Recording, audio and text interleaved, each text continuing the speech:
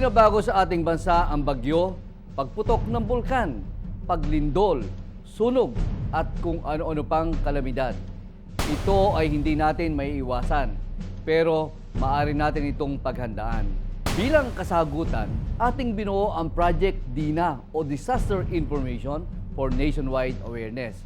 Sa tulong ng iba't ibang ahensya ng pamahalaan, layunin nito na magbigay ng sapat na kaalaman tungkol dito at kung ano ang dapat gawin para mapaghandaan ang mga kalamidad. Halina at magkaisa. Tandaan, kung bawat isa ay laging handa, tiyak ang kaligtasan ng ating pamilya at ng ating komunidad. Handa na ba kayo? Dito sa Pilipinas, madalas nating nararanasan ang mga pinsalang hatid ng bagyo. Ayon sa Pag-asa, kada taon ay higit kumulang sa 20 bagyo ang pumapasok sa Philippine Area of Responsibility at ang mga ito ang kadalasang nagdudulot ng malakas na hangin at pag-ulan na siyang nagreresulta ng mud flow, landslide, storm surge at flash flood.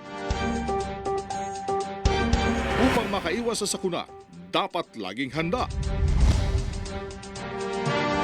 Bago dumating ang bagyo, suriin po natin ang ating kabahayan at kung hangga't maaari pagtibayin ang mga mahihinang parte nito.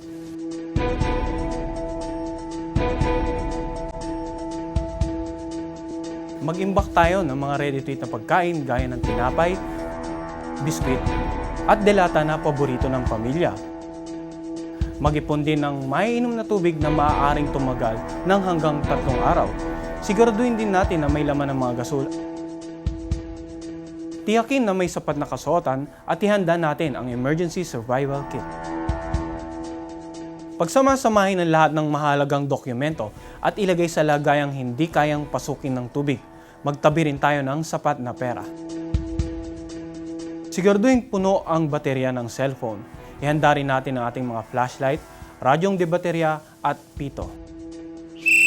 Ilikas ang mga alagang hayop sa mas matataas na lugar. At paalala na sa ating mga kababayan na may taniman, anihin na ang mga gulay at prutas na maaari ng punin. Makipag-ugnayan sa lokal na pamahalaan para alamin ang pinakamalapit na evacuation center. Para sa mga kababayan naman nating mga isda, huwag nang pumalaot sa panahon ito dahil sa mga storm surge.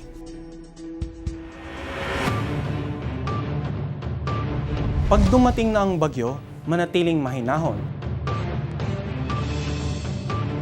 Makibalita sa radyo, magbasa ng dyaryo,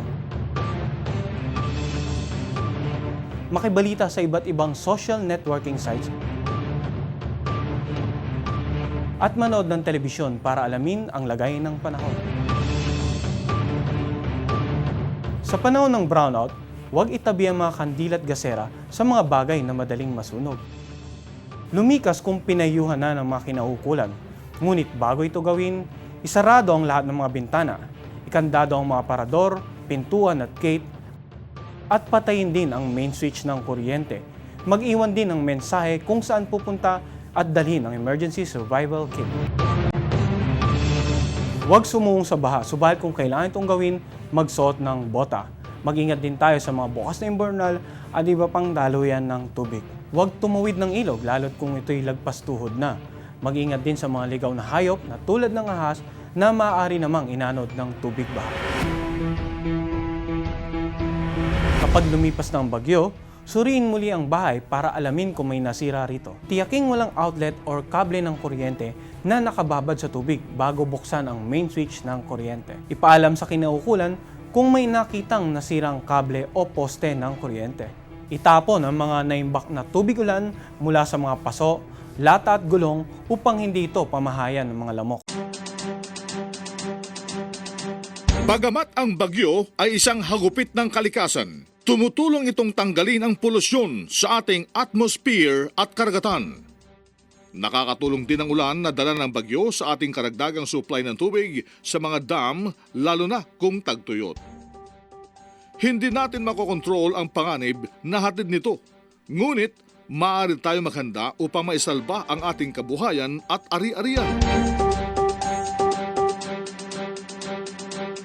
tamang kaalaman ay kahandaan. Maging ligtas, maging panatag. Pilipinas.